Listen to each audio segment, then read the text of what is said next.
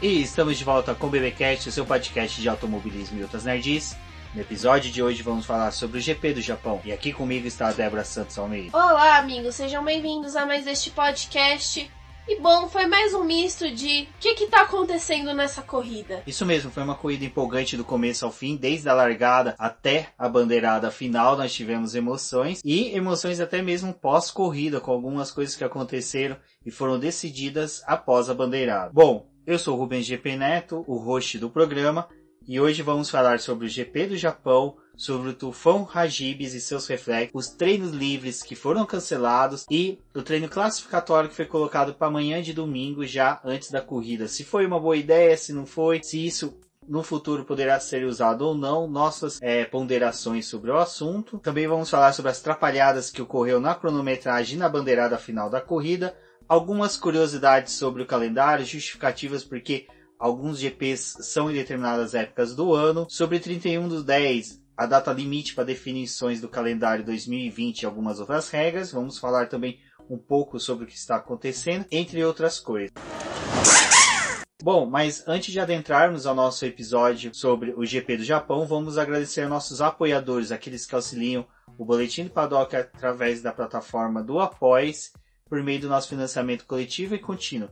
Esse financiamento é muito importante para a continuidade do Boletim do Paddock, bem como nossos trabalhos, entre ele o BBcast.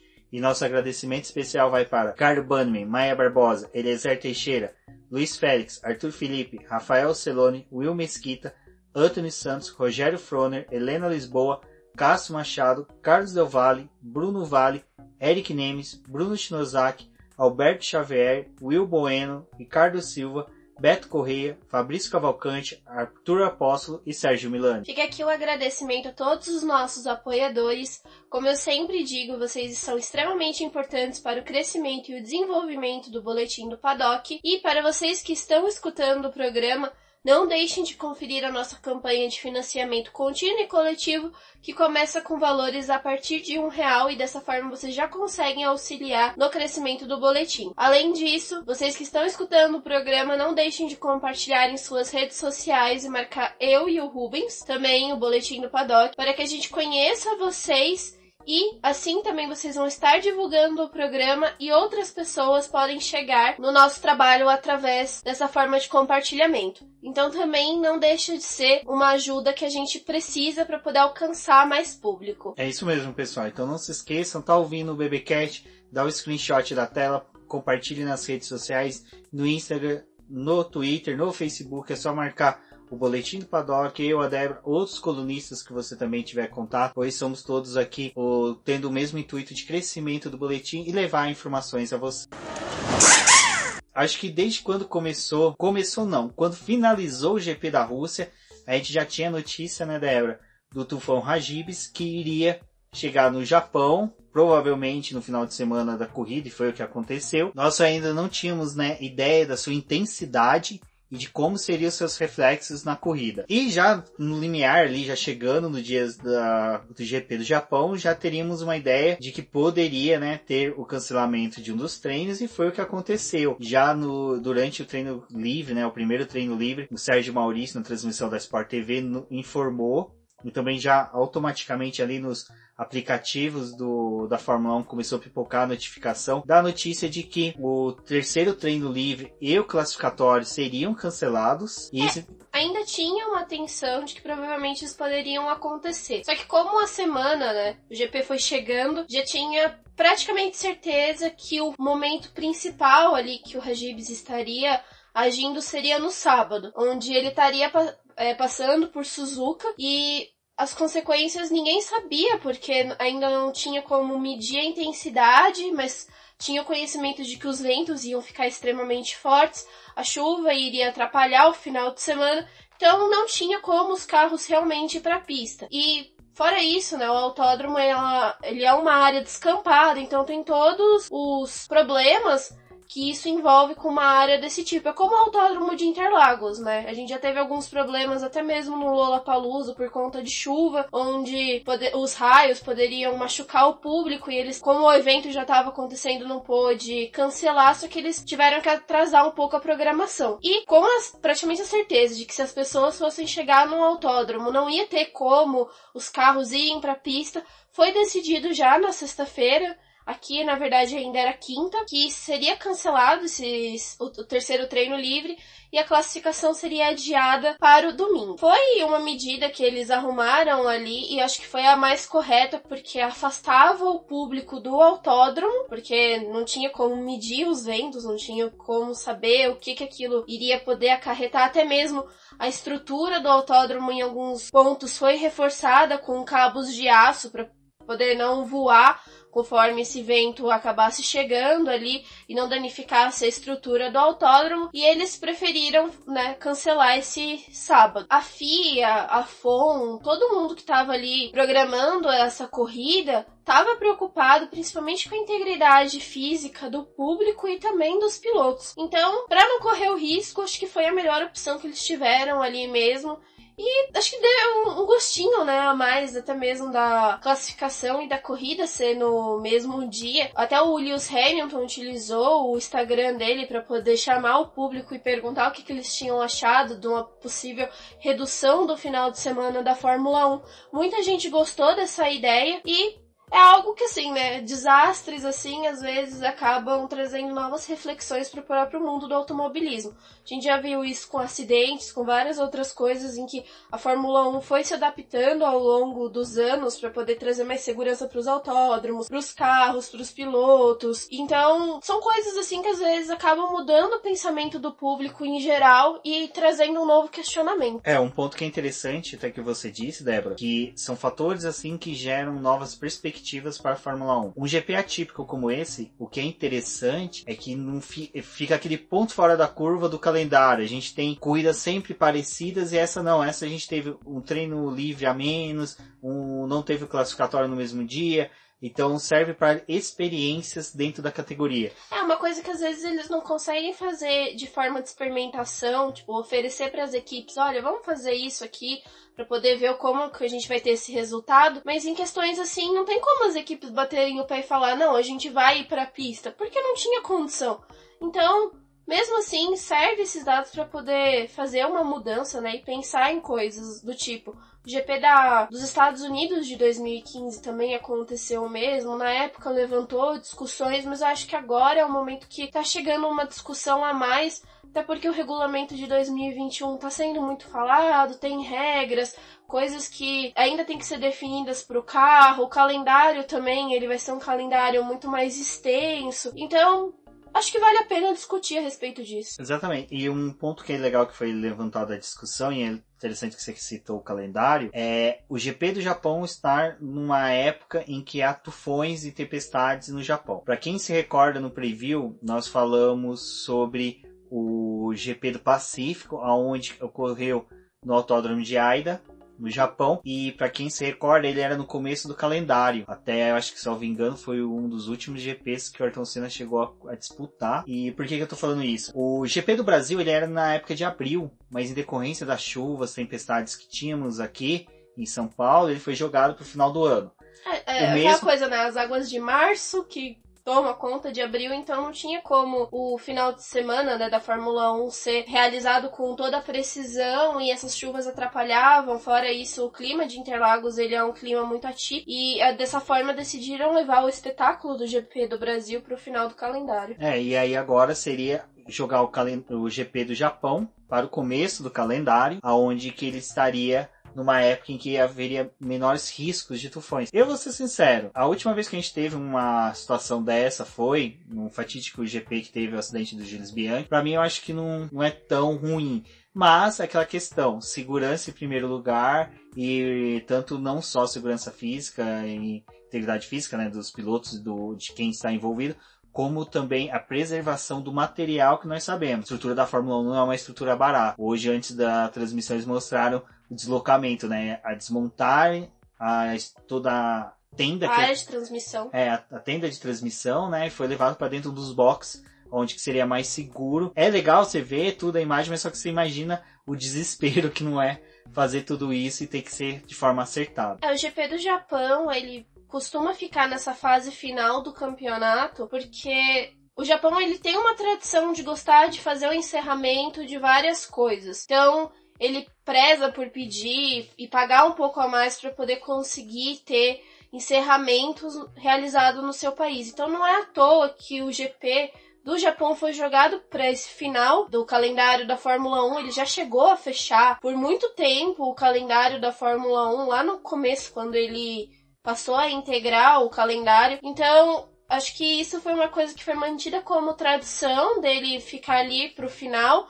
Não é à toa que hoje a gente teve a definição do título da Mercedes, né? O 6º título consecutivo de construtores deles foi decidido no Japão.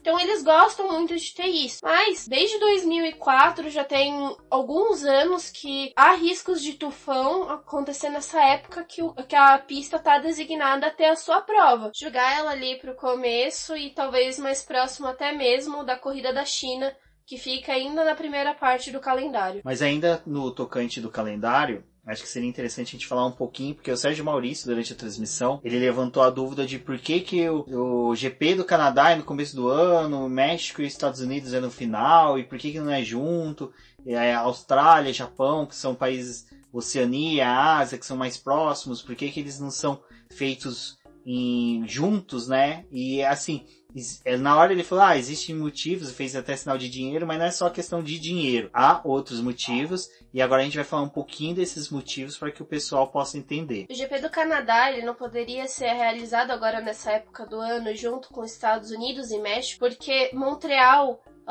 agora nesse momento do ano, eles estão passando pelo outono e chegando já no começo do inverno, que é em dezembro. Então agora a temperatura lá fica muito baixa, não é adequada os pneus e nem para que uma corrida lá ocorra. Também pode ter incidência de neve, várias outras coisas, então isso acabaria atrapalhando todo o desenvolvimento de uma corrida.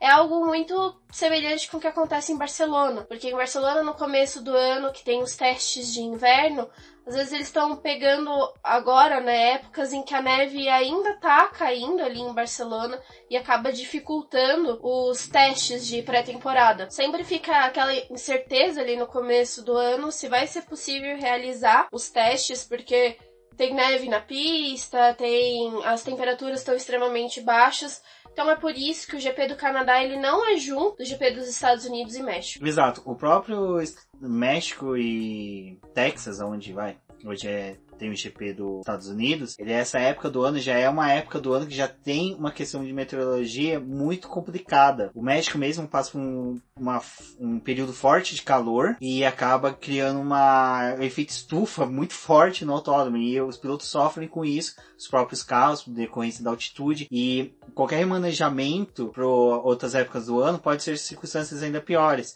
A gente fala do México, mas só que a região do México e Texas ali chegam a nevar também. Então agora também eles estão do outono próximo do inverno, mas é um outono em que as temperaturas e as condições de pista são boas comparado com as outras épocas do ano. A Austin, na verdade, nessa época do ano, ela já tá sofrendo instabilidade com chuvas, então às vezes acaba ocorrendo que nem em 2015, que também teve que ser cancelado o sábado por conta dessas chuvas, só que é muito mais fácil fazer a corrida nessa época do ano do que jogar também ela para qualquer outro momento do calendário.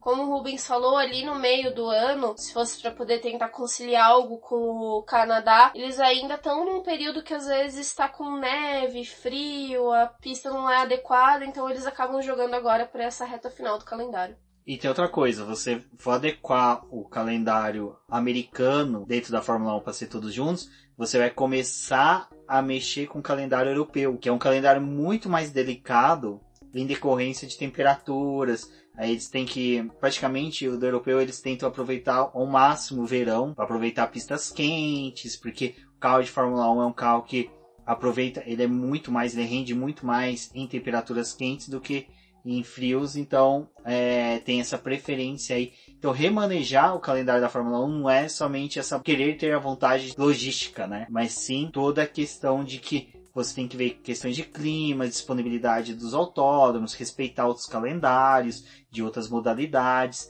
Além disso, não só isso de respeitar, né? Eles também, às vezes, acabam competindo com Copa do Mundo, por exemplo. Então, não tem como você manejar 22 corridas agora de um novo calendário para poder adequar e atender todo mundo. E ainda mais, né, pensando com essa questão do clima. Fora isso, os equipamentos, eles não vão, tipo, não é desmontado agora do Japão e já vem para os Estados Unidos e depois vai pro México e depois pro Brasil. Não, o equipamento que vem pro Brasil, por exemplo, foi o que foi utilizado em Singapura, e só os carros, os motores que vêm na semana mesmo, mas toda a estrutura, eles têm estrutura de box, né? Computadores, ferramentas. Eles têm cerca de 3 equipamentos desses que eles utilizam para poder fazer a logística do ano inteiro. Então, algumas coisas vêm como carga marítima, porque é mais barato do que pagar o avião e ele pode ficar mais tempo no mar, então não tem problema de sofrer com atrasos. Então tem tudo isso, a logística às vezes parece um pouco confusa, mas no final dá tudo certo e eles têm tudo isso muito bem controlado. Exatamente. Bom, então vocês já entenderam um pouquinho aí por que tem essa questão do calendário ser meio, como poderia ser, dividido. Eu acho interessante, acho bem bacana, porque você tem umas quebras, né? Você começa ali naquele começo meio asiático, europeu, com divididos entre Bahrein, Austrália, Oceania, então fica bem interessante. Depois você vem todo um trecho europeu e agora no final você tem essa mixigenação de Ásia, Europa, Ásia novamente, vai para América, volta para a região ali do Oriente Médio, então é bem interessante. Fica, né, é isso que caracteriza a Fórmula 1, né, essa característica de ser um campeonato realmente mundial que abrange o mundo inteiro, só torcendo aí para que um dia tenhamos um GP na África para realmente ser um campeonato que atinja todos os continentes.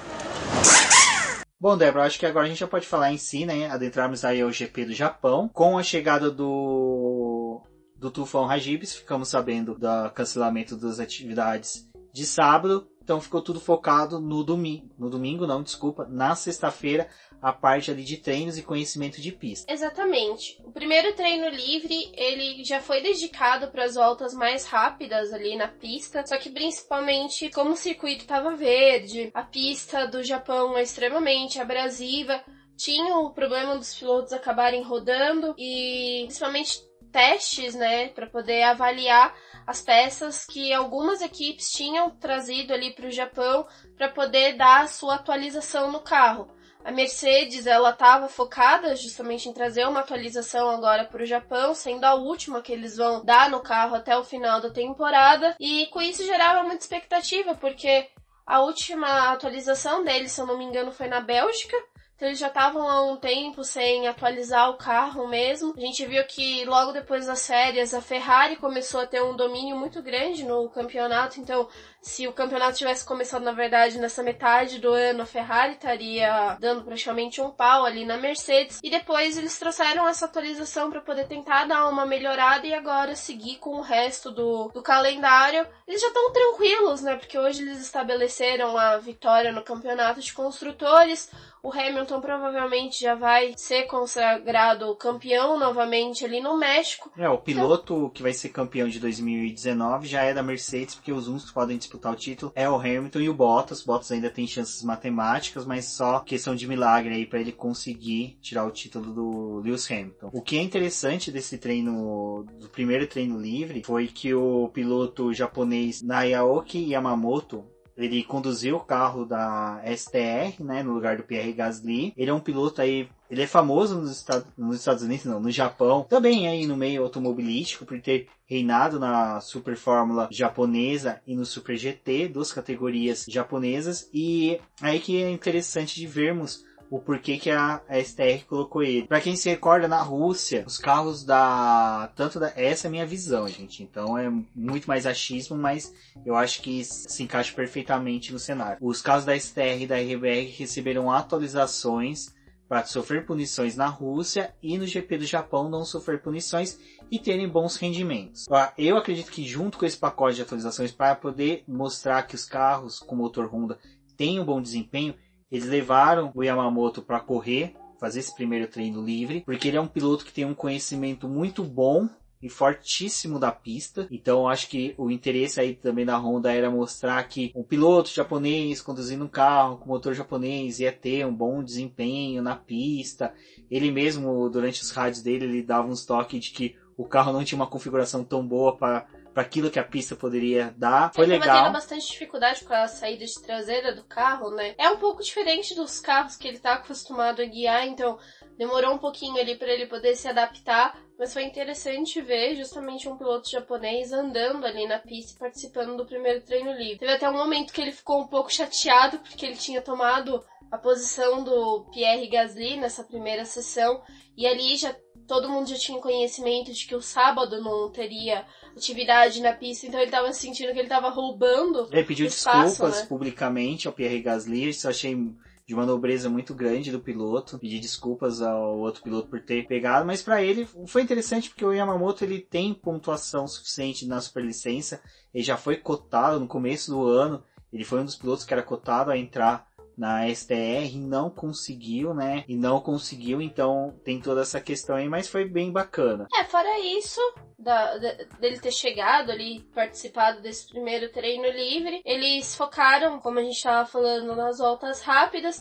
Teve um momento que o disco de freio ali do carro do Lewis Hamilton começou a pegar fogo, e pegou fogo mesmo, não ficou só aquele vermelho incandescente. Foi bem interessante isso acontecer. E fora isso, uma coisa que é bem difícil, assim, de acontecer, eles aproveitaram os últimos 20 minutos da sessão para poder já começar a pensar na simulação de corrida. Mas antes mesmo dos carros começarem a circular na pista, um lance que foi interessante foi o Carlos Sainz, que saindo ali do pit lane, né, para poder ir para a pista, ele foi um dos primeiros carros, salvo engano, o primeiro carro a entrar na pista para começar os testes. O carro dele apagou, simplesmente. Então, assim, fica aquela coisa, né? A McLaren retorna à pista do famoso DPG Again, e no primeiro momento dela em pista, ela tem um DPG Again. Então foi bem, assim, estranho, mas infelizmente o Carlos Sainz perdeu alguns minutos ali, depois que retornou. Outra coisa que foi interessante que aconteceu na pista foi as fritadas de pneus, principalmente na curva lá na 130R, né? Vários pilotos fritaram pneus ali, eu acho que eles estavam fazendo realmente uma verificação de tão quão eles poderiam abusar da curva. O Giovinazzi teve problema também nessa primeira sessão, ele só deu 4 voltas no circuito e depois ele ficou parado ali no box da equipe. E fora isso, teve o Giafone, né, zoando ali com o carro da Williams, quando eles despejaram uma quantidade exorbitante de Flowvis no carro. E aí ele falou assim, agora eles vão achar o problema desse carro. Eles jogaram justamente para achar todos os problemas, mas deixaram até o chão sujo, mas nada que o Tufão Hagibis depois não fizesse a sua lavagem. E acho que foi isso, né, Débora? O primeiro treino livre, a gente teve esse foco aí realmente nos pilotos, já com Valtteri Bottas liderando, né, o treino. O que foi legal é que até a sexta posição foram casaizinhos, né, Valtteri Bottas, Lewis Hamilton, Sebastian Vettel, Charles Leclerc, Max Verstappen e Albon. O Albon sempre andando ali próximo do companheiro de equipe, né, também. Bem legal isso. Ele tá mantendo essa constância. Bom, já pro segundo treino livre. Esse segundo treino livre foi uma coisa bem interessante. Porque eles falaram, olha, pode ser que a classificação não vá acontecer no domingo, porque dependendo de como o autódromo tiver, né, passado pelo tufão, vamos manter os tempos do segundo treino livre, então vai ser decidido a pole ali. E essa sessão costuma ser bem mais parada, tem as primeiras voltas rápidas ali no começo, mas nada muito exorbitante, né, e depois eles já começam a focar na simulação de corrida, que dura mais ou menos uns 40 minutos dessa sessão. E dessa vez eles utilizaram cerca de 3 compostos para poder fazer as voltas rápidas, então tava todo mundo muito empregado em fazer as voltas rápidas, e a movimentação dos boxes era típica de uma classificação. Tipo, o pessoal segurando a manta térmica no pneu, liberando o piloto bonitinho, prestando atenção se a pista estava mais vazia para poder liberar no momento adequado. Então,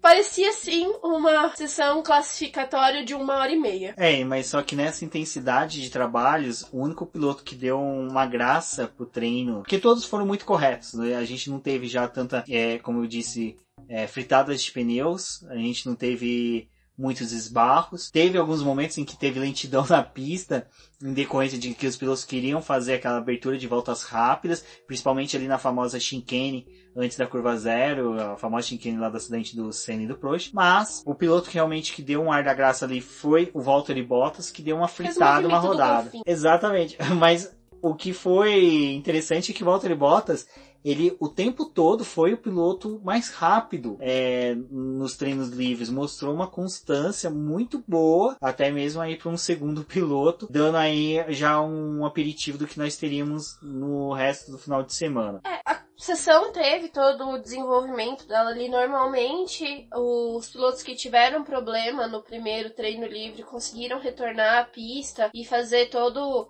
o seu cronograma ali do final de semana. Fora isso, né, teve a Ferrari num deslize, assim, dos últimos minutos, tentando instalar os pneus macios pro Vettel e pro Leclerc, tentando fazer com que eles obtivessem, né, ali uma volta rápida naquele momento. E até mesmo para poder tentar subir um pouco mais na tabela de tempos e ameaçar a Mercedes caso esses tempos fossem válidos, né, para a corrida no domingo. O Vettel e o Leclerc permaneceram na quarta e na quinta posição. Eles melhoraram o tempo deles, mas não foi suficiente para poder superar nem a Mercedes, nem o Max Verstappen, que estava ali na segunda posição. E foi dessa forma que encerrou a sexta-feira de treinos livres, né, ainda com a liderança do Valtteri Bottas e ele mostrando sim que ele estava bem forte para esse final de semana. Assim tivemos o sábado livre, né, sem atividades na pista, o que resultou em debates sobre a questão da Fórmula 1 necessitar de criar cortes de gastos e se retirar os treinos de sexta, né, comprimir tudo no sábado, fazendo o quali antes da corrida ou uma corrida classificatória no sábado. Há diversas modalidades. A gente viu vários debates sobre isso. Agora a gente vai falar um pouquinho do que nós achamos, qual que é as nossas opiniões sobre esse assunto. Bom, eu penso que num cenário de 22 provas, né, a Fórmula 1 agora já tá pensando e realmente vai se concretizar. E com o anúncio que tivemos, acho que nessa semana, se eu não me engano, deles avisando que os treinos em Barcelona, né, vão ser reduzidos apenas a 6 dias, antes eram 8, agora vão ser apenas 6, com um intervalo menor entre eles. E os treinos, né, aqueles testes que tem durante a temporada, não vão mais existir. Então, o primeiro treino livre ele vai ser realmente dedicado principalmente à utilização de peças novas. O pessoal vai ter que se virar com esse tempo aí para poder fazer e trazer todas as atualizações para o carro, porque não vai ter mais aqueles 2 dias que eles tinham depois da corrida do Bahrein e Barcelona. Eu concordei, eu achei interessante também limitar o final de semana ao sábado e o domingo, mas eu penso em uma coisa um pouco controversa do que o pessoal diz, né? Porque muito se fala em reduzir os treinos livres, né, de 1h30 para 1 hora só cada um e acabar com isso, né? Ao meu ver, eu gosto dos treinos livres, mas poderiam ser levados apenas para o sábado. Só que agora com essa questão dos testes de peças, né, sendo levados para ser realizados durante o primeiro treino livre, eu penso que talvez o terceiro treino livre pudesse ser dissolvido e essa 1 hora que é dele ser jogada pro primeiro treino livre e pro segundo treino livre, fazendo 2 treinos de 2 horas cada. Por quê? No primeiro treino livre ele poderia ser realizado no mesmo horário da classificação, no domingo, se ela fosse levada pro domingo. Ali eles teriam 1 hora para poder testar peças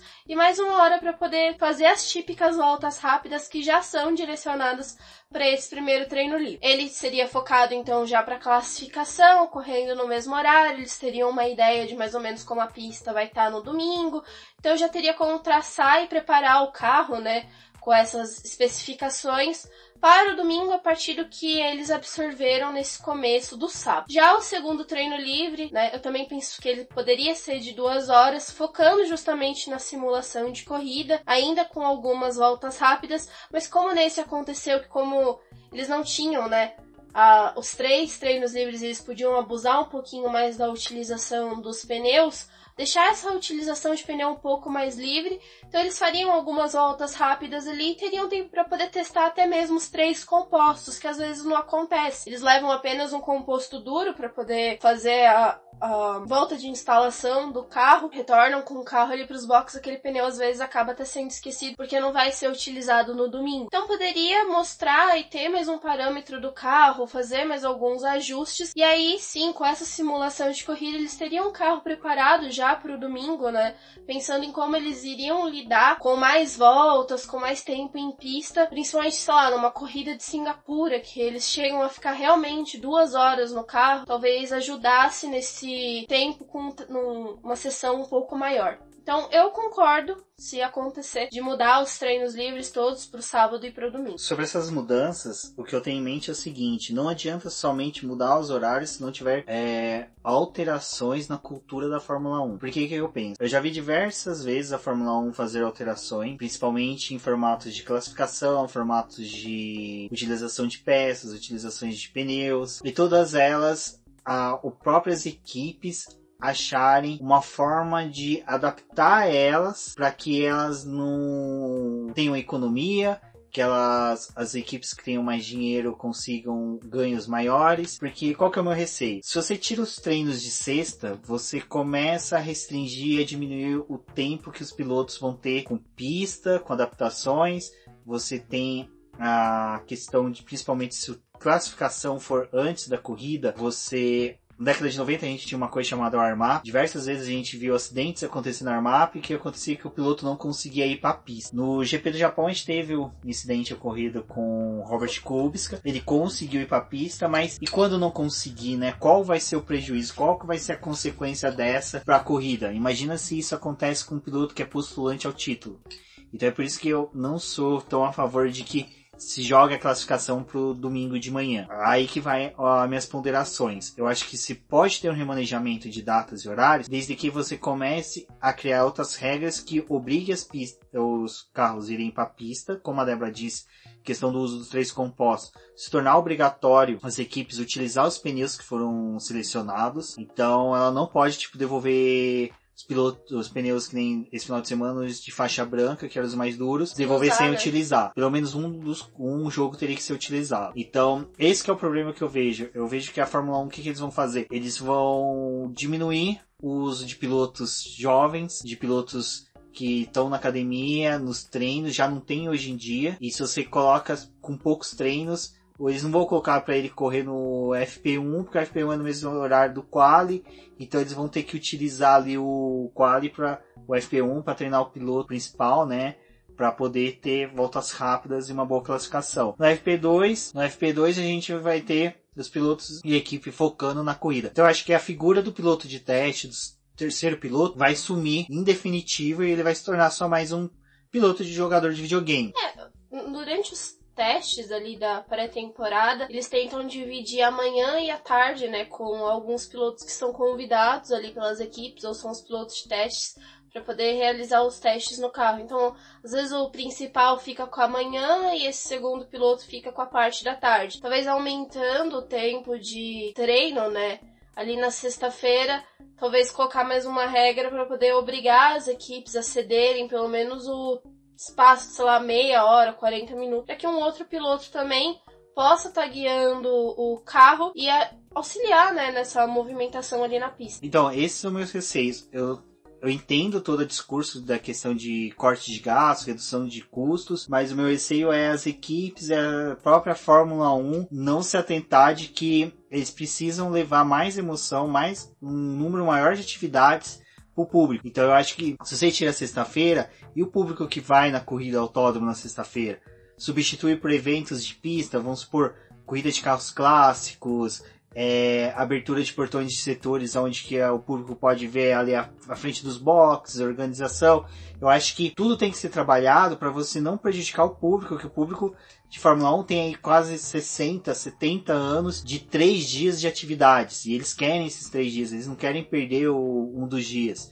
Ser trocado por um pouco mais benéfico para o público e também para as equipes. Eu acho interessante uma coisa que a gente estava discutindo aqui, a gente até conversou com alguns chefes de equipe e donos de equipe da Stock Car, que a Stock Car esse ano ela cortou um dos dias de testes para que houvesse uma economia para as equipes, muito mais focado em decorrência das mudanças técnicas, mudança do carro que vai ocorrer em 2020, que para quem acompanha o BBcast já tá sabendo, a Stock Car vai utilizar um novo chassi, né? Vai ser um novo carro. A Toyota tá entrando como uma das montadoras, vai ser a Toyota Chevrolet agora as confirmadas. E por que eu tô entrando nesse mérito? O que as equipes nos passaram foi o seguinte, que essa diminuição de um dia teve um reflexo muito bom para eles, porque eles têm um dia a menos de hospedagem, um dia a menos de transporte, um dia menos de despesas com alimentação, mas a gente está falando da Stock Car em que realmente os custos são muito enxutos. Eles tentam ao máximo maximizar os ganhos e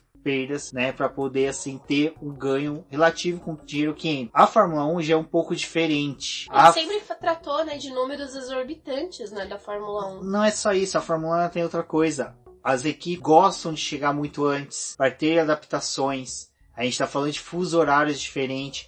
Para quem se lembra do preview de Singapura, quando a gente explicou de como é tratado os pilotos, todo o esquema de horários, hotéis. Então tem toda essa questão. Para quem viaja muito para fora do país, para países em que fuso horário é diferente, sabe como é difícil lidar com jet lag. Então eu acho que as equipes não vão deixar de viajar no tempos que elas já tinham. Tem compromisso com patrocinadores, com eventos que ocorrem na terça, quarta e na quinta. Aqui no Brasil mesmo, GP do Brasil, provavelmente vocês vão ver, a gente vai informar alguns eventos que ocorrem. Então, tem tudo isso que já está envolto da Fórmula 1, que num remanejamento desse tem que ser muito bem trabalhado, muito bem cuidado. Eu torço piamente para que, se caso ocorra, eles pensem na sexta-feira em ser voltada para o fã, sabe? Abrir os boxes, abrir visitação, track wall, deixar o público andar na pista, conhecer. Eu acho que seria uma coisa muito bacana de ocorrer. E quem sabe, né, até aumentar um quarto dia aí, quem sabe abrir tudo quinta-feira também para o público. Acho que seria interessante aí. A maioria das pistas eles tentam fornecer isso, né, pro público. Aqui no Brasil, infelizmente, não acontece, mas fora daqui tem muita gente que com o ingresso simples consegue fazer uma visitação nos box, tem um momento de fã ali, consegue pegar autógrafo com os pilotos, tirar foto. Não é que nem aqui no Brasil que às vezes o pessoal tem que ficar na porta do autódromo para poder conseguir alguma coisa e nem sempre consegue porque eles entram dentro do autódromo com carro. Tem algumas pistas que eles chegam até a ir de motinha, né? Porque é mais conveniente do que andar de carro pelas ruas ali próximas ao autódromo. Aqui isso infelizmente não acontece, mas talvez um dia direcionado para os fãs ter um pouco mais de contato com o mundo da Fórmula 1 seria interessante. Bom, acho que a discussão é válida, seria interessante aí os nossos ouvintes do BBcast, os leitores do Boletim do Paddock, venham conversar com a gente, venham falar, expressar opiniões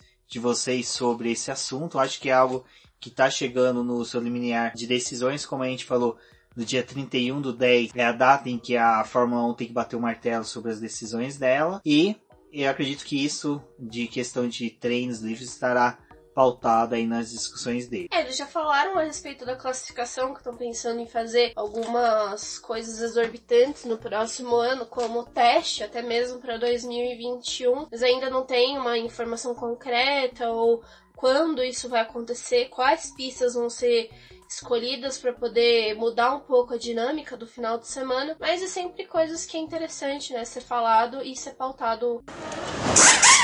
Bom, pelas redes sociais fomos acompanhando os pilotos nos seus entretenimentos de sábado aí, de sexta para sábado, o que eles fizeram para poder acabar com a monotonia de não ter nada o que fazer. Lewis Hamilton foi para Tóquio curtir a noite toquiana. Alguns pilotos ficaram nos hotéis. O Grosjean montou uma Tyrrell de 6 rodas, foi sensacional. Mas voltamos às atividades do treino classificatório, aonde que foi realizado no domingo. Foi algo interessante, a gente já teve classificação, uma pausa e a corrida.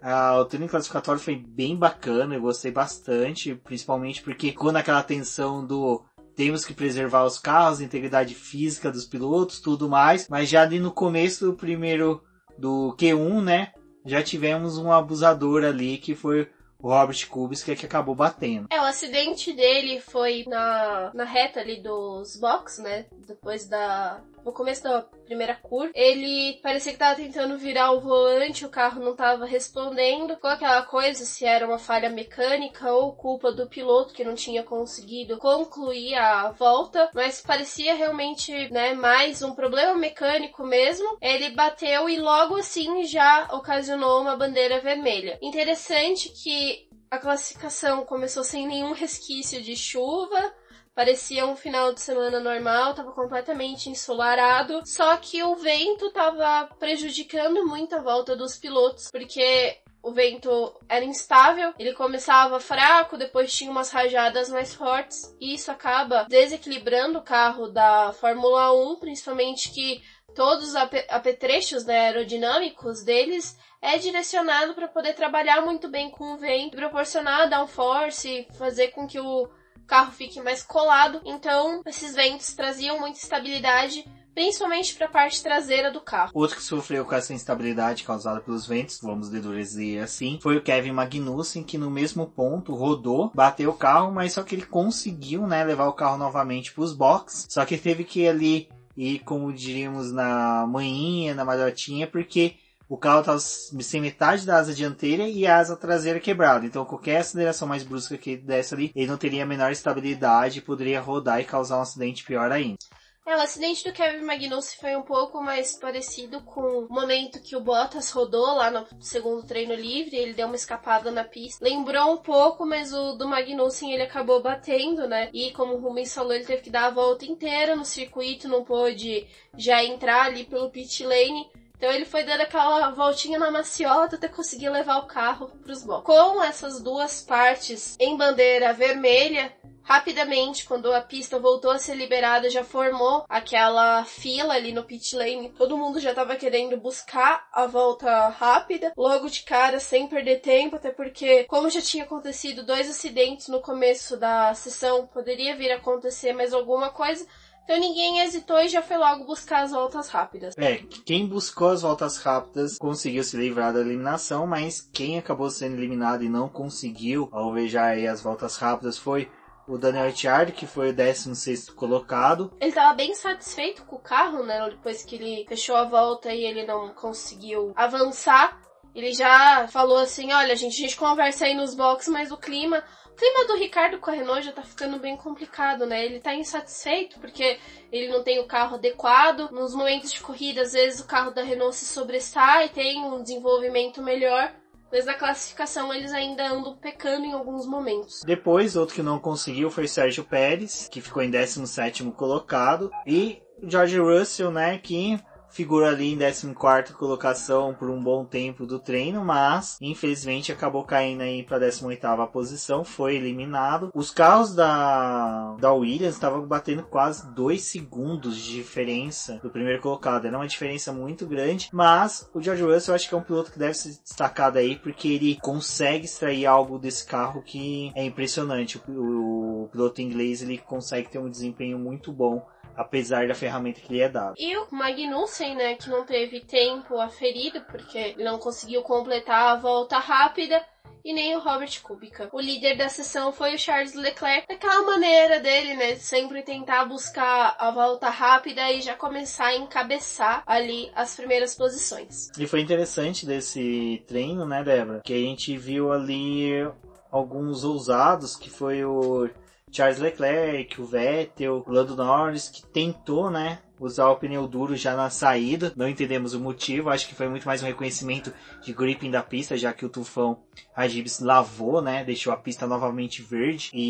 Mas assim, foi o único momento que esses pneus foram utilizados no final de semana. Tirou a cera do pneu, né, só. Só. Tirou aquela ilustração típica que a nova fabricação da Pirelli tá dando. Já pro Q2, nós tivemos aí, né, Débora? Foi tranquilo, vamos pôr dessa forma. Acho que o treino classificatório ele foi um treino muito mais cerebral, onde os pilotos tentaram extrair ao máximo sem serem ousados. E a gente sabe que a pista de Suzuka, ele não perdoa quem tenta ser muito ousado. Exatamente. Ali a gente não teve tanto problema no desenvolvimento do Q2. Ainda logo depois das primeiras voltas rápidas, o Hülkenberg ele já ocupava a 15ª posição, ele já estava ali na zona de corte, e ele começou a reclamar, né, da troca de marcha do carro, que estava apresentando problema, e ele rapidamente precisou retornar para os boxes. Nesse momento, Gasly, Kvyat, Giovinazzi, o Stroll e o próprio alemão estavam na zona de corte, mas ainda teriam direito a mais uma volta rápida. O Hülkenberg, ele identificou no meio da volta dele, né, que ele estava sem a direção assistida, ele estava sem assistências que o carro pode dar, ele foi solicitado que ele não mudasse mais de marcha, que ele viesse com a marcha que ele estivesse para os boxes. Isso acabou prejudicando aí o treino classificatório dele, mas eu acho que assim, o destaque que fica do treino, principalmente do Q2, foi a atuação do Antonio Giovinazzi, que não participou do primeiro treino livre, foi um dos pilotos que mais deu volta no FP2 ao lado do Sebastian Vettel. Então, para esse Q2 ele conseguiu ficar novamente à frente do Kimi Raikkonen. E os eliminados foi o Giovinazzi na 11ª posição, seguido por Lance Stroll, Kimi Raikkonen na 13ª posição, Daniil Kvyat na 14ª e Nico Hülkenberg na 15ª posição. Como vocês podem ver, os carros da Renault realmente não renderam nada. Foi uma lástima a participação deles aí no treino classificatório. Bom, Débora, já no Q3 o pessoal não perdeu tempo e já foi direto pra pista. Exatamente. Já teve mais uma saída rápida ali dos boxes. Todo mundo de novo focando na utilização dos pneus macios. Então, era realmente para poder buscar a pole. E era engraçado que ninguém tava dando nada pro Sebastian Vettel ali. Todo mundo focado em Bottas, que tinha liderado os 2 treinos livres. Até mesmo na Mercedes, porque ela resolveu levar atualizações para o Japão. E o Leclerc, que já é aquele monstro de volta rápida, já estava numa constância de obter a pole. Então ninguém se importou muito com o Sebastian Vettel, até que ele fez um temporal e estava com 1:27.212, a melhor volta do circuito até aquele momento, separado do Leclerc por 0,323 milésimos. Então era uma boa diferença entre os companheiros. Para isso, que chamava a atenção ali daquelas primeiras voltas rápidas já eram as duplinhas que tinham se formado, que a Ferrari estava com o Vettel e o Leclerc na primeira posição, ali ocupando a primeira fila, seguidos, né, pela Mercedes, Red Bull e até mesmo a McLaren, que conseguia colocar a dupla ali junto. Só que ainda teve mais uma rodada de voltas rápidas. O Vettel conseguiu melhorar ainda no primeiro setor, os outros 2 setores dele não foram espetaculares, ele não conseguiu bater o tempo que ele já tinha conseguido, né, obtido, mas mesmo assim ele reduziu o tempo dele para 1:27.064. Era uma volta muito boa e o Leclerc teve que se contentar ali com a 2ª posição. Seguindo as duplinhas, nós tivemos o Valtteri Bottas na 3ª posição com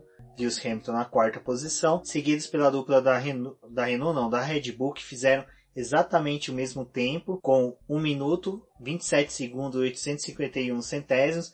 Max Verstappen e o Albon fizeram exatamente o mesmo tempo, só que o Verstappen ficou na frente porque ele foi o primeiro a abrir a sua volta rápida. Fechando, né, o top 10 do Q3, nós ainda tivemos a dupla juntas, o Carlos Sainz e o Lando Norris, seguido por Pierre Gasly e o Grosjean, que conseguiu levar a Haas aí ao Q3. Ele tinha apenas um jogo de pneu macio, então ele deu a volta dele depois que o pessoal estava recolhendo para os boxes, teve que se contentar ali com a 10ª posição, que era o melhor que ele poderia fazer com a Haas. Foi o melhor com aproximadamente 2 segundos, 277 centésimos da pole, então realmente o Grosjean ali era um estranho no ninho do Q3, porque o carro da Haas infelizmente não rendeu tudo isso no final de semana. A corrida que aconteceu, né, pouco depois do término da classificação, já tudo ali bem emendadinho, o Robert Kubica, ele teve que largar do pit lane, porque precisaram fazer reparos no carro dele, não tinha completado o tempo, então ele saiu do pit lane, enquanto Kevin Magnussen pôde alinhar o carro dele no grid, ficando com a 19ª posição. Apesar da tempestade que caiu no sábado, a temperatura era quente, então juntava isso com a abrasividade do asfalto. A gente tinha uma perspectiva ali de que as equipes poderiam optar por 2 paradas, sendo que se fosse feita uma só, a possibilidade de chegar a um desgaste muito grande do último composto, ou o composto que fizesse stint maior, seria muito grande. Então, antes da largada, a gente já tinha uma perspectiva ali que o trabalho dos boxes poderia decidir a corrida, mas só que até o final da corrida a gente não tinha uma ideia de como isso poderia ter sido tão influente. Pra largada, né, Débora, a gente pode falar ali que ela foi, assim, ela já começou meio que fora de uma situação habitual que nós esperamos, porque o Sebastian Vettel foi abocanhado pelo terceiro colocado Valtteri Bottas, onde que as Mercedes, podemos dizer assim, que simplesmente usaram as Ferrari de trampolim para as duas primeiras posições. Parecia, né, pensando ali no GP da Rússia, que o Vettel tava dando a posição dele logo pros carros da Mercedes, né. A diferença é que não teria como fazer a troca, né, inversão de posição ali na pista, porque, óbvio, o time alemão tava querendo a vitória do campeonato de construtores, então que se danasse, né, a Ferrari e o que tinha acontecido ali. Mas, realmente, o Vettel ele acabou não largando tão bem, ele perdeu logo a primeira posição pro Bottas, e o Leclerc, ele praticamente fez o papel ali dele, né, como se fosse um escudeiro, ficando atrás do Sebastian Vettel, tentando defender ali a terceira posição dos ataques do Hamilton, até porque não tinha espaço para os dois fazerem a curva junto. No entanto, lá na segunda curva, o Leclerc e o Verstappen acabaram se encontrando justamente por essa perda de contato que o Leclerc estava tendo com o começo, né, do pelotão. Exatamente. O Verstappen, né, ele tentou ali ultrapassar o Charles Leclerc. Charles Leclerc, ele podemos dizer que sim, que espalhou bastante na curva até tocar no piloto holandês, jogando o Max Verstappen para fora da pista, danificando os dois carros. O mais danificado ali no caso, na verdade, foi o Verstappen, porque o carro dele começou a perder muito rendimento. Então, além dele cair para a última posição, porque ele rodou, o carro dele já estava instável. Lembrando que na classificação e nos treinos livres, ele até reclamou da falta de potência do motor, que o motor não estava entregando tudo que ele estava tentando buscar ali com o carro. Então, já não era o final de semana ideal para a Honda, que estava tentando chegar ali no pódio e conseguir uma melhor posição, né? Até um destaque para eles ali no Japão. Já começou a dificultar ali para que a Red Bull conseguisse um melhor resultado na pista japonesa, né? E nisso a gente via o Charles Leclerc seguindo na pista, mas com a asa dianteira variada. Ele estava com a peça lateral da asa dianteira praticamente solta, presa somente por alguns pedacinhos ali, raspando no chão, soltando faíscas. E o Lewis Hamilton chegando cada vez mais no monegasco. Ele chegou até mesmo na reta principal a encostar, jogar o carro do lado para tentar uma ultrapassagem, mas seguiu assim até a terceira volta, né, Débora? Na final da terceira volta, para completar ali o início da quarta volta, a gente viu que a peça do carro do Charles Leclerc após a saída da 130R se soltou. Ele estava tentando segurar o espelho retrovisor dele com a mão. Então ele tava fazendo a curva todo cruzado para poder segurar a peça do carro que tava soltando. E a Ferrari falando, olha meu filho, vamos entrar aqui nos boxes, porque, né, tá perigoso sua situação. Ele, não, relaxa aí que eu dou conta, galera. Pode deixar que eu fico aqui na pista. Tá tudo ótimo com o carro. E o carro se desintegrando inteiro. A asa tava toda destrambelhada já. O retrovisor querendo se soltar. E pra ele, que não queria, né, perder a posição e nem queria cair ali pro final do grid, porque ele sabia que no momento que ele parasse nos boxes, a Ferrari ia fazer a troca da asa, não. Ele resolveu tentar enganar ali a Ferrari, ficou até que a situação começou a ficar insustentável, né? E ele foi obrigado a ir pros boxes. Mas até ele ir pros boxes, houve a soltura ali da peça, que voou, pegou no carro do Lewis Hamilton. Abençoado seja o ralo. O pedaço bateu no ralo, mas bateu no retrovisor do Lewis Hamilton, que correu a corrida inteira sem o retrovisor direito. Detritos do carro do Charles Leclerc entrou no duto de freio do Lando Norris, mais tarde veio prejudicar ainda a corrida do Lando Norris, onde houve um superaquecimento dos freios, então ele teve que começar a trabalhar a corrida inteira com os freios superaquecidos. Então você vê que as consequências da batida do Charles Leclerc foram além, né, da batida. Fora isso, ele poderia, qualquer pedaço daquele carro poderia ter entrado na parte de baixo do assoalho, danificado o assoalho de outro carro, furado o pneu de qualquer outro piloto que tivesse ali na pista. Então realmente não era adequado que ele permanecesse no circuito. E o que foi interessante é que após o incidente, né, saiu a notícia que só seria... Primeiro eles falaram que não ia investigar, né? Aí depois seria após a corrida. Aí depois apareceu novamente que estava sobre investigação. E nisso foi tendo a corrida normalmente, a gente teve lá o Sebastian Vettel tentando se aproximar do Valtteri Bottas, mas de repente a gente vê um toque, né, um encontro entre o Albon e o Lando Norris, aonde que o Albon bate no Lando Norris e acaba prejudicando a corrida do inglês. No caso ali, os dois são ingleses, mas vamos tratar o Lando Norris como inglês e o Albon como tailandês. Por que disso? Nesse momento foi aberta a investigação sobre o incidente e o do Verstappen e do Leclerc ainda lá constando que estava sobre investigação. Saiu a punição, quer dizer, saiu o resultado da investigação. Né? Que não ia ser investigado, foi acidente de corrida do Albon e do Norris. E o do Charles Leclerc e do Verstappen continuava. E isso foi até depois da corrida. O Verstappen, ele começou a reclamar no rádio dele, falando ele recebeu a notícia, né, da equipe de que não seria investigado. Por que não vai ser investigado? Foi claro que ele bateu em mim, me tirou do jogo. Olha, tipo, a posição que eu não tô conseguindo render nada. E até que ali na 9ª volta, enquanto o Verstappen tava se arrastando pelo circuito, o Verstappen ia ser ultrapassado pelo Leclerc. Ele não tentou, né, deixar barato, ele ainda tentou dar uma empurrada ali no Leclerc, mas com o carro avariado não tinha muito o que ele fazer. Ele foi obrigado a ceder o espaço ali e o Leclerc acabou ultrapassando ele. Lá na volta 15, foi o momento que o Verstappen acabou abandonando. E aí ficou aquela coisa, vocês vão punir agora? Vocês vão deixar? Vai acontecer o quê? Até que eles falaram, não, vai ser só no final da corrida mesmo. Tipo, o Verstappen já abandonou, não tem mais o que fazer. O Leclerc vai continuar fazendo a corrida dele ali e depois a gente vê o que acontece no final, né? Outra investigação que surgia durante a corrida era do Sebastian Vettel, aonde que os comissários falaram que ele havia queimado a largada. Durante uma sequência boa ali, a transmissão começou a passar a largada do Sebastian Vettel, a possível queimada dele.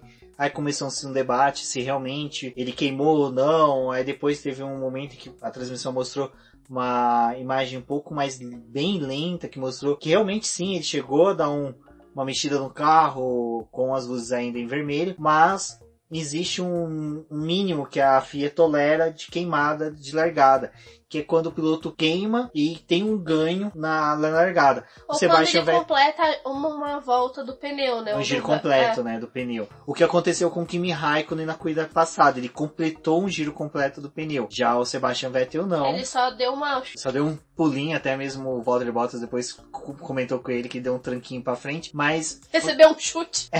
Mas o Sebastian Vettel, ele teve a manha ali de que, mexer, parou, mas só que nesse dele parar foi onde teve a largada. Teve a largada e ele perdeu a posição pro Valtteri Bottas. Então, podemos dizer assim que o Sebastian Vettel se autopuniu a si mesmo e acabou perdendo. Eu acho que foi bem bacana, assim, do que aconteceu. Deu uma dinâmica diferente pra corrida. Parecia que os comissários também estavam tentando ser um pouco mais brandos ali, né? Deixar a disputa pra pista, né? Só que a do Verstappen com o Leclerc era aquela coisa, tipo, poderia ter resolvido um pouco antes, não sei. Um negócio meio estranho ali. O do Leclerc teve consequências não só pro Verstappen, pra ele, né? Como foi dito, prejudicou a corrida do Lewis Hamilton, porque... é um retrovisor sim, retrovisor tem função aerodinâmica no carro. O duto de freio do Lando Norris prejudicou a corrida dele inteirinha. Então a gente tem ele tava bem instável no momento que teve o toque com o Albon.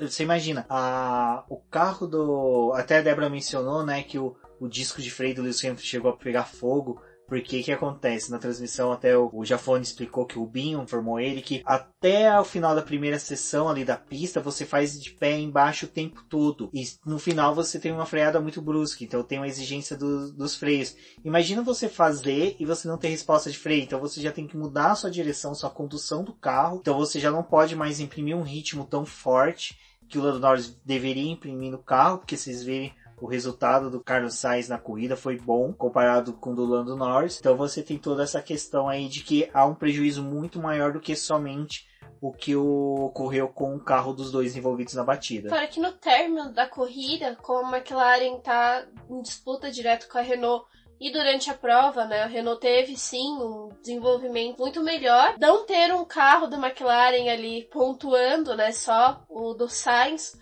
já dá uma mudança na dinâmica do restante do campeonato. Exato, e eu acho que agora é interessante de falar um pouco sobre as paradas, né? Porque como foi dito, a Pirelli havia recomendado 2 paradas para quem não fosse utilizar os pneus de faixa branca, são os compostos mais duros. O que a Pirelli recomendou foi o pessoal que fosse largar com os pneus macios deveria parar entre a volta 24 e a 27, instalar os médios e fazer o restante da prova. Isso seria para quem estivesse pensando em apenas uma parada. Além disso, também tinha a configuração em utilizar o pneu macio e até a 20ª e a 23ª volta parar e colocar os duros, que não parecia tão adequado, apesar que, se você pensasse pro final mesmo da corrida, o pneu duro teria um desenvolvimento melhor que até os próprios médios. Mas era mais ou menos isso para quem estivesse focando em apenas uma parada. Para quem focasse em 2 paradas, a Pirelli apostava na utilização de 2 compostos médios no início da prova, com parada na 20ª volta, e depois fazendo mais 20 voltas com esse pneu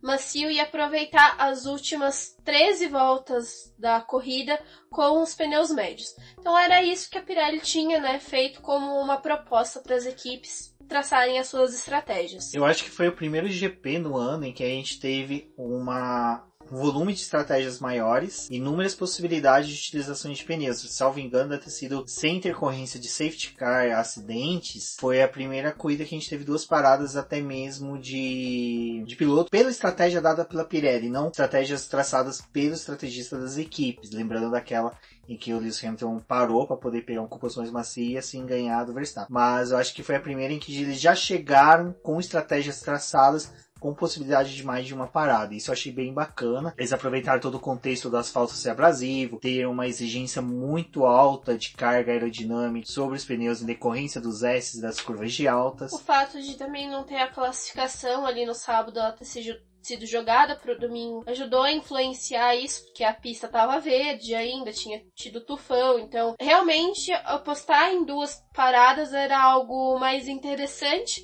até por conta do asfalto que estava completamente abrasivo, né? Agora a gente vai falar um pouquinho do que aconteceu, né? E foi o que mudou toda a dinâmica do restante da prova. O Vettel, ele foi para os boxes, ele foi o primeiro a parar, a parada dele foi na volta 17. A Mercedes respondeu com o Bottas na volta seguinte. O Vettel voltou com os pneus macios, ele já tinha começado a corrida com os macios, então ele foi instalado no carro dele mais um jogo de pneus macios. Ele realizou a parada um pouco antes ali do que a Pirelli tinha proposto e já dava sinal realmente, né, confirmando que ele ia precisar de mais uma parada, porque é uma das regras da Fórmula 1, não é só que você faça a parada, mas que você utilize 2 compostos diferentes ao longo da corrida. Logo depois o Bottas fez a parada dele e no carro dele foi instalado os pneus médios. O que dava a entender era que, bom, a Mercedes vai com o carro do Bottas até o final dessa forma, então ele vai utilizar esse pneu. Pode não ser uma boa opção, porque o Vettel vai ter que fazer mais uma parada, só que, teoricamente, o alemão estaria com os compostos mais novos ali no final da corrida, então ele teria mais chance de atacar os carros da Mercedes. Só que o que chamou a atenção ali foi o rádio que a Mercedes direcionou para o Bottas informando: você vai ter mais uma parada. Então estava claro que o Bottas teria que parar mais uma vez, querendo ou não, a Mercedes já tinha feito essa estratégia para ele. Então era a mesma coisa que a Ferrari estava propondo ali para o Sebastian Vettel, mas com compostos diferentes. O Hamilton fez a parada dele na volta 22 e a Mercedes falou que talvez não fosse necessário, que talvez ele ia conseguir seguir ali com o pneu dele até o final, mas, né, o Bottas ficou tipo, e aí? O que tá acontecendo aqui, galera? Por quê? O Hamilton pensou, bom, eles me colocaram os pneus, né, os médios, para eu poder terminar a corrida. Mas o ideal não seria ter instalado os duros para mim poder ir até o final e ter uma folga melhor no final da corrida? Ele até questionou isso no rádio, eles tipo, relaxa aí que vai dar tudo certo aqui. Com o desenvolvimento da corrida, né, o Vettel fez a segunda parada dele lá na volta 32, a dele foi a de fato obrigatória para poder trocar o composto, e aí a Mercedes decidiu fazer mais uma parada com o Bottas na volta 37. E aí ele retornava, né, novamente com um pneu macio. E aí o Bottas estava lá, né, perdeu a liderança porque o Hamilton assumiu a ponta. E ele falou, e aí, galera, vocês vão parar o Hamilton ou não vão? Porque eu não tô entendendo por que vocês me pararam. Eles, não, a gente vai parar ele sim. Mas vai? Vocês vão parar realmente? E o Lewis Hamilton ainda falou, o que vocês vão fazer pra eu ganhar a corrida, né? O que foi mais... Eu sinceramente imagino o box da Mercedes, pessoal, e aí, ó o fanfarrão do Lewis Hamilton imaginando que vai ganhar a corrida, pessoal bebendo cerveja, comendo amendoim, já comemorando o 6º título, porque a posição que o Leclerc estava na corrida não permitia que a vitória da Mercedes fosse adiada. já ia ser no Japão, era algo fático, então não tinha o que o Leclerc fazer e o Vettel fazer para adiar essa vitória. Então eles começaram a trabalhar ali, o que nós vamos fazer? Eu acho que o que eles fizeram? Foram lá na caixinha de consciência pesada da equipe, falaram, o que tá mais fedendo aqui? Ah, aquela vitória que a gente não deu, tirou, na verdade, do Bottas na Rússia no passado. E não tinha necessidade, né, de fazer isso de novo com ele. Tipo, Exato. Tirar dele a vitória e dar pro Hamilton, sendo que, tipo...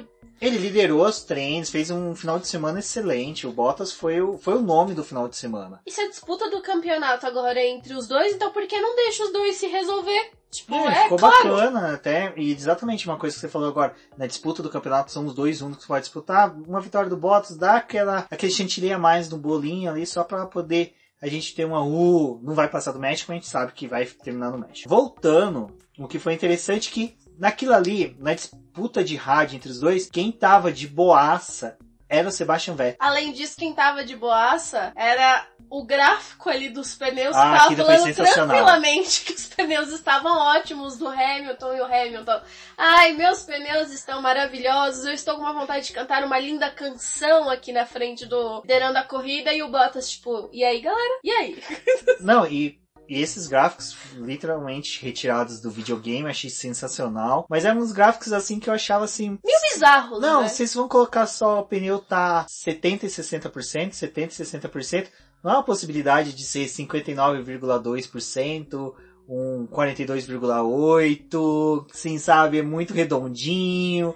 Da onde que vocês estão pegando essas informações aqui? Que sensor que vocês colocaram no carro? Eu achei bem bacana. Bom, dá uma dinâmica, né, pra corrida. Isso que foi interessante, porque mais pra frente vocês vão ver que se tornou uma dinâmica muito mais interessante. Nisso, seguiu-se a corrida, chamaram o Lewis Hamilton para os boxes. Foi exatamente no momento que mostraram que os pneus dele estavam em 70%, que ele tinha como terminar a corrida tranquilamente. Então mostraram assim, que ele tinha condições de terminar a corrida, mas vamos chamar ele.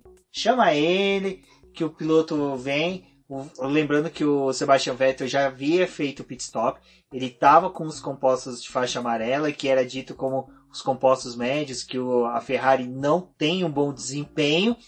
E o Sebastian Vettel de boa. Esse foi o final de semana, acho que o Sebastian Vettel tirou todo o peso que tinha nas costas dele e falou, mano, eu vou curtir esse final de semana. Eu vou curtir, fiz a pole, perdi a pole por cagada minha, mas tô curtindo. Foi uma coisa que eu tava falando com a Rafaela, do Garota da F1. Aliás, acompanho o trabalho dela, que também é bem incrível. A gente começou a conversar depois da corrida o que tinha acontecido ali, né? Com a Mercedes e até mesmo com a Ferrari. Porque a estratégia da Ferrari também não parecia adequada ali no começo da corrida.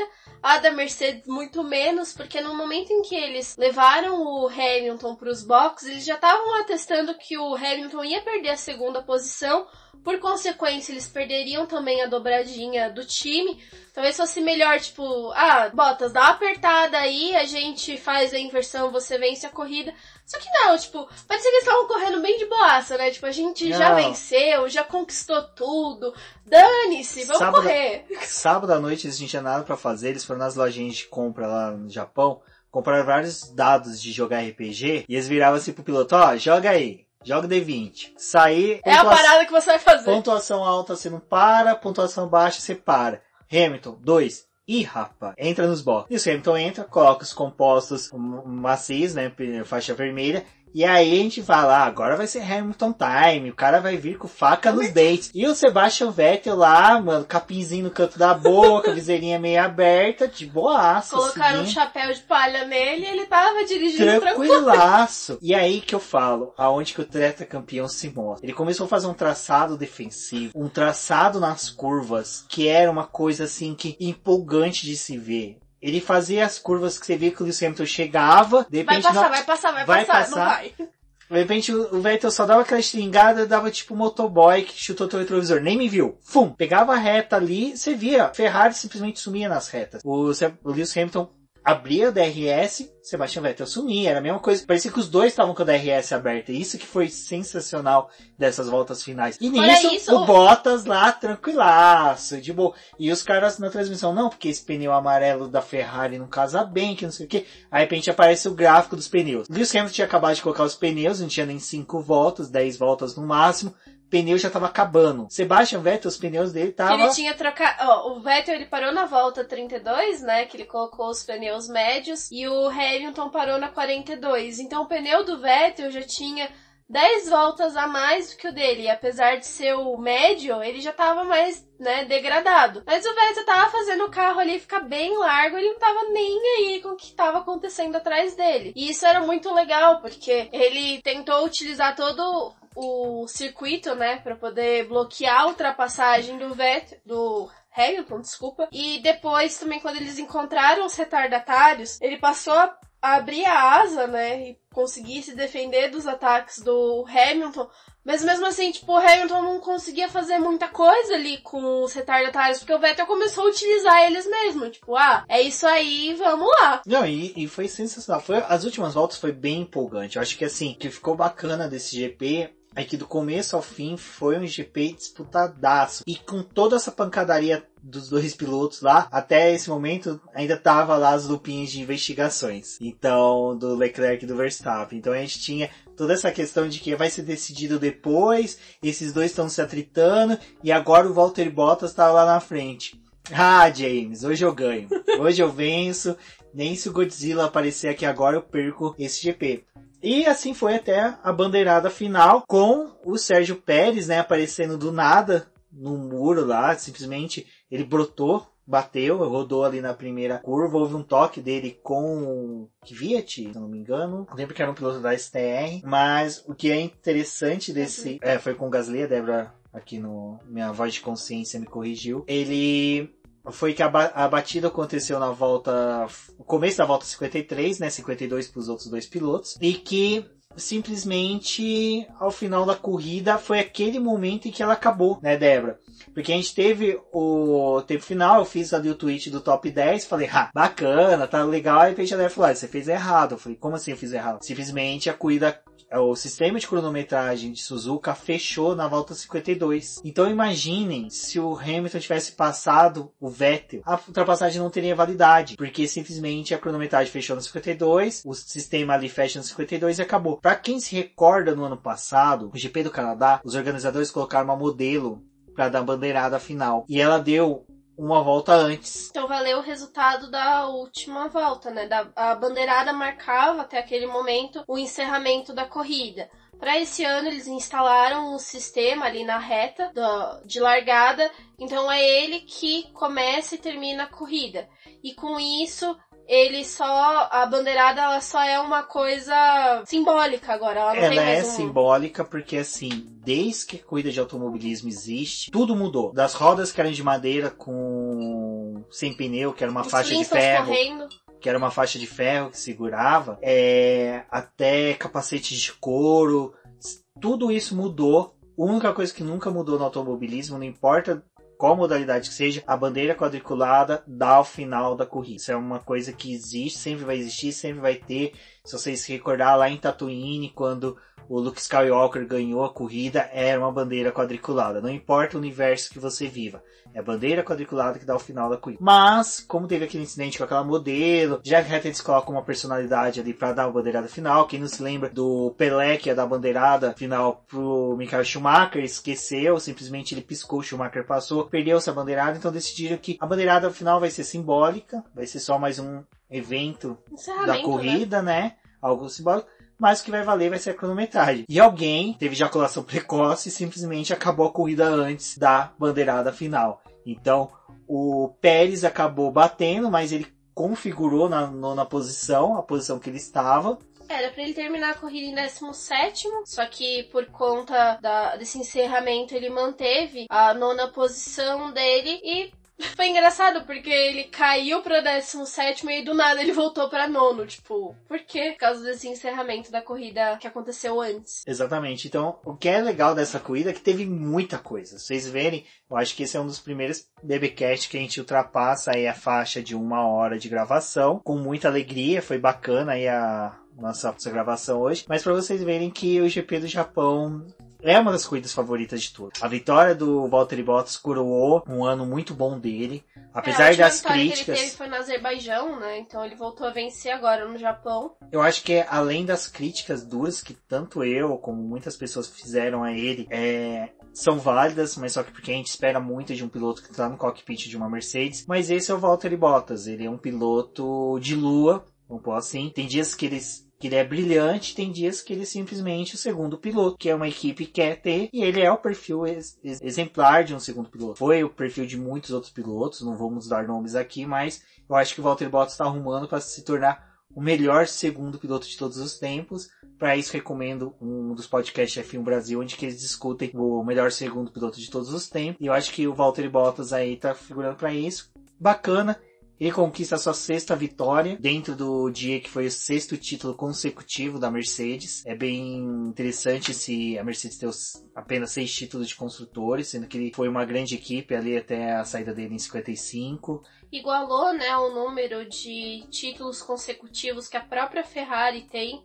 Ela também no período do Schumacher conseguiu obter 6 títulos seguidos, então apesar da Mercedes estar extremamente longe dos feitos da Ferrari em número de campeonatos de construtores, essa marca ainda é bem interessante desses dois times. É interessante dessa marca porque a Schumacher e a Ferrari conseguiu isso de 1999 até 2004 e esse feito só a Mercedes tem um pouquinho mais de vantagem porque ela conseguiu conciliar pilotos, construtores, os dois títulos ao mesmo tempo, como foi dito no programa. Agora só o Valtteri Bottas e o Lewis Hamilton conseguem disputar o título. Lá em 1999, quem ganhou foi o Mika Hakkinen, a bordo de uma McLaren com motor Mercedes. Mas só que para quem não se lembra, em 1999, Michael Schumacher sofreu um acidente, quebrou a perna, ficou uma parte do calendário fora. A Ferrari fez tudo para Ed Irvine ser campeão.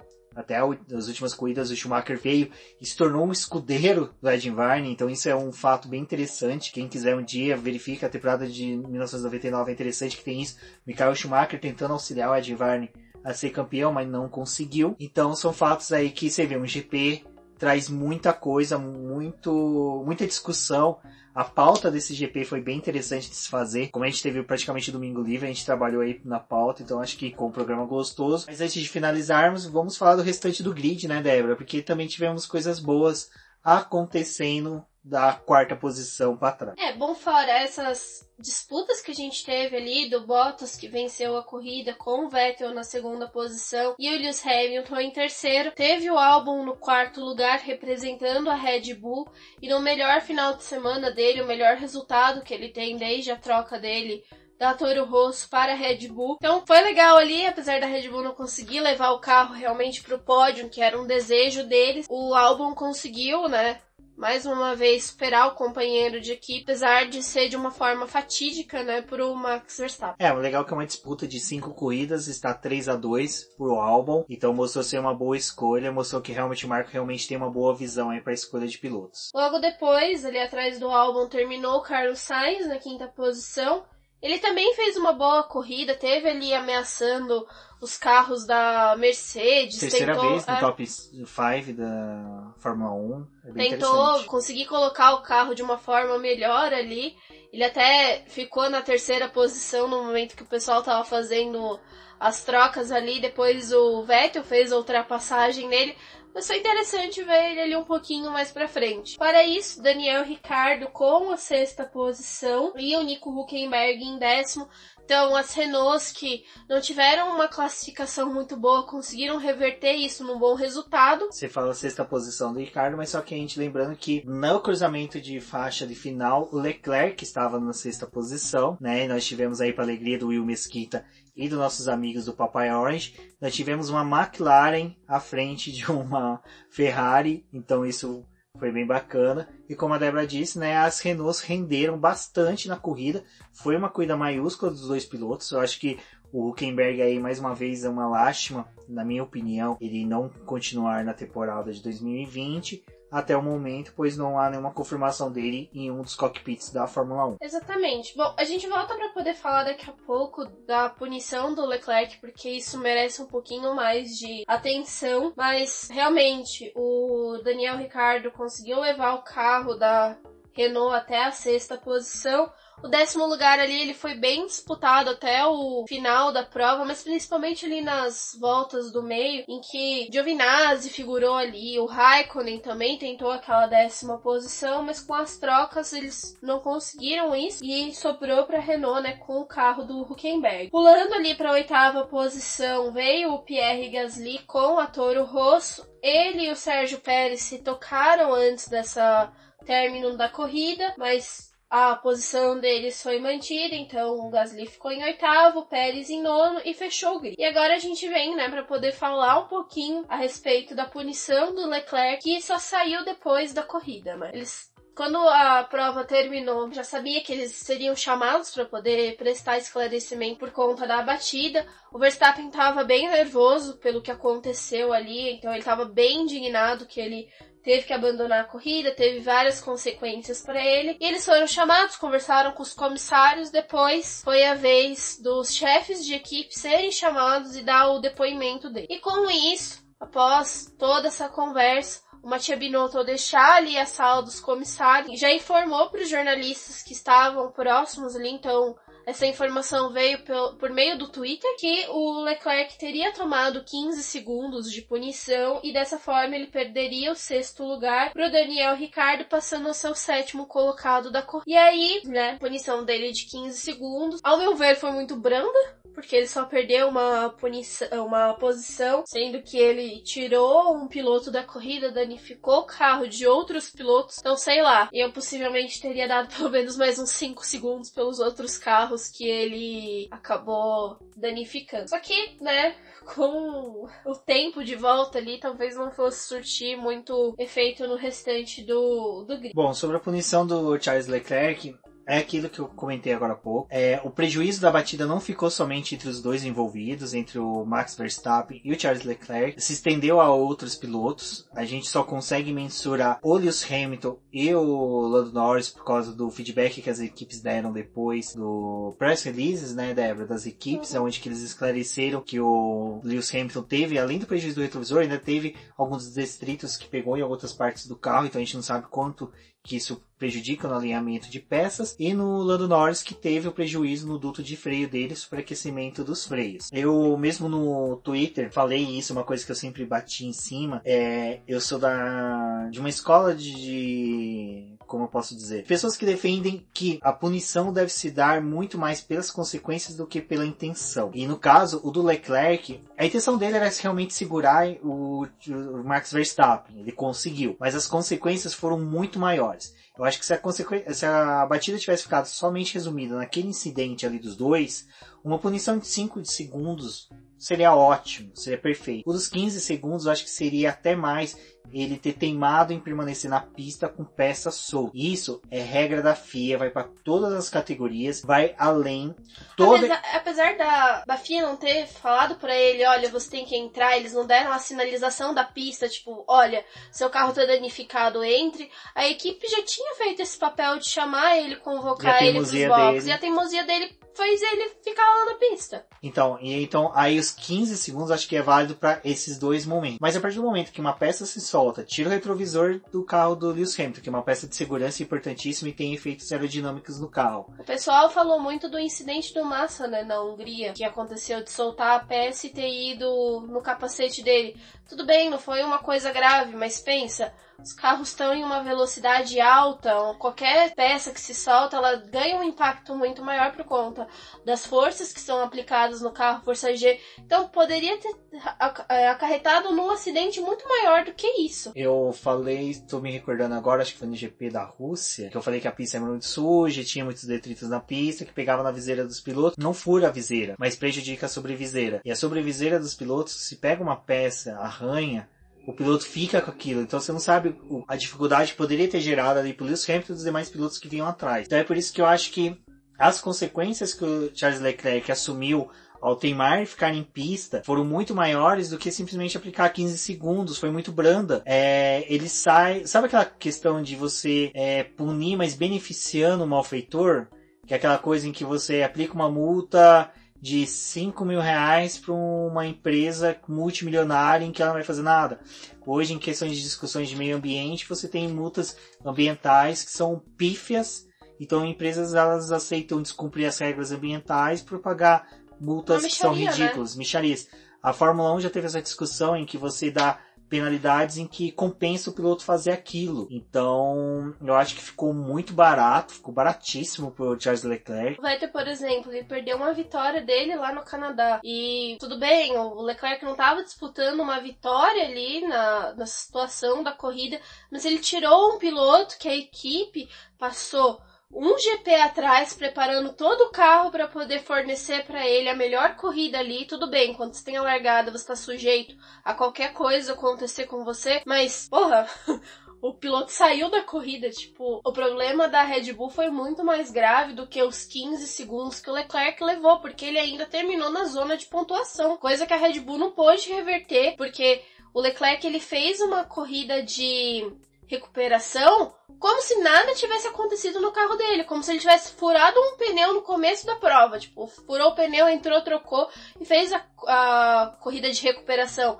O Verstappen, ele não teve essa chance, porque o carro dele parou de render no momento que teve a batida. Ele já estava com outros problemas que só somaram com aquele incidente e ele foi obrigado a abandonar. E você falou uma coisa agora que é bem interessante, Débora, que é essa questão do Verstappen ter abandonado, né? A gente tem, na verdade, o Max Verstappen e o Charles Leclerc numa disputa acirrada pela terceira posição do campeonato. E agora a gente tem o Max Verstappen empatado com o Sebastian Vettel, com 212 pontos, e o Charles Leclerc liderando com 221 pontos, no caso aí 9 pontos a mais. Então a gente, assim, com o carro da Ferrari rendendo o que tá rendendo, tá muito fácil do Sebastian Vettel ultrapassar o Max Verstappen, encostar no Charles Leclerc e começar uma disputa doméstica pela terceira posição. Então a gente simplesmente teve aí uma consequência muito maior, né, sobre essa disputa entre os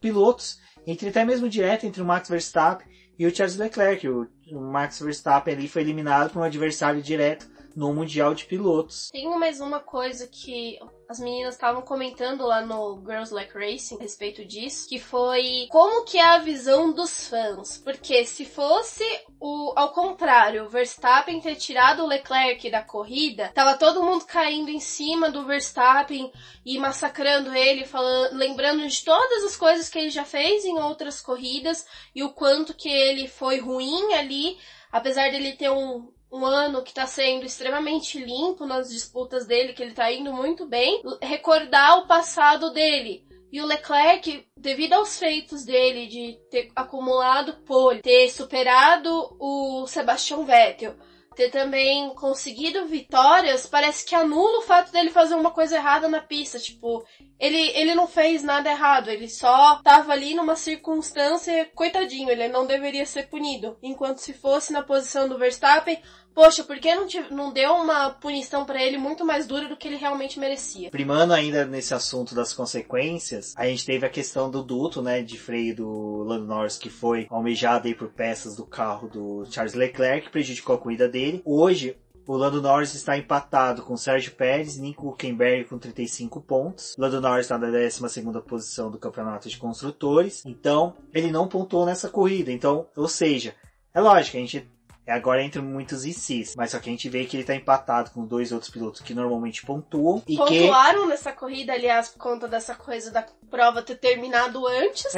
Auxiliou o Sérgio Pérez a empatar, né? Porque ele conseguiu ali 2 pontos, em que ele pulou de 33 pontos a 35, empatou com o Lando Norris e com o Nico Hülkenberg. Mas o Lando Norris, por não ter pontuado, ele fica empatado ali. E isso tá atrapalhando mais um piloto, né? Então é nisso que a gente tá batendo, nas questões das consequências em que um feito de um piloto, numa teimosia dele, numa escolha, numa opção que ele teve de traçado, acabou gerando para toda a corrida. Bom, já aproveitar, né, finalizar essa discussão, acho que vocês entenderam o nosso posicionamento aqui. Seria interessante vocês falarem com a gente o que vocês acharam da punição. Foi válida, não foi?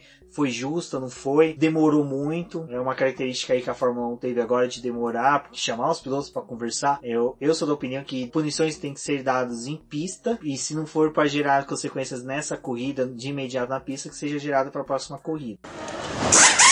Como estávamos falando de pontuação, vamos para um campeonato de pilotos, né, para o Mundial de Pilotos, para ver a pontuação dos pilotos. Atualmente, Lewis Hamilton, desde que o Lewis Hamilton assumiu a liderança aí após o Valtteri Bottas ter figurado algumas vezes na liderança, ele está com 338 pontos, liderando aí, seguido pelo Valtteri Bottas com 274 pontos. O Charles Leclerc vem em terceira posição, como eu falei agora há pouco, com 221 pontos, 9 pontos à frente do Max Verstappen e do Sebastian Vettel, que os dois estão empatados com 212 pontos. Max Verstappen lidera em decorrência das vitórias. Carlos Sainz vem em sexto, com 76 pontos, seguido por Pierre Gasly com 73 pontos, Alex Albon com 64 pontos está na oitava posição, na nona posição vem Daniel Ricciardo com 42 pontos, Nico Hülkenberg, Sérgio Pérez e Lando Norris, como dito agora há pouco, 35 pontos, esses estão empatados ali em 10º, 11º e 12º lugar. No Mundial de Construtores, a Mercedes, né,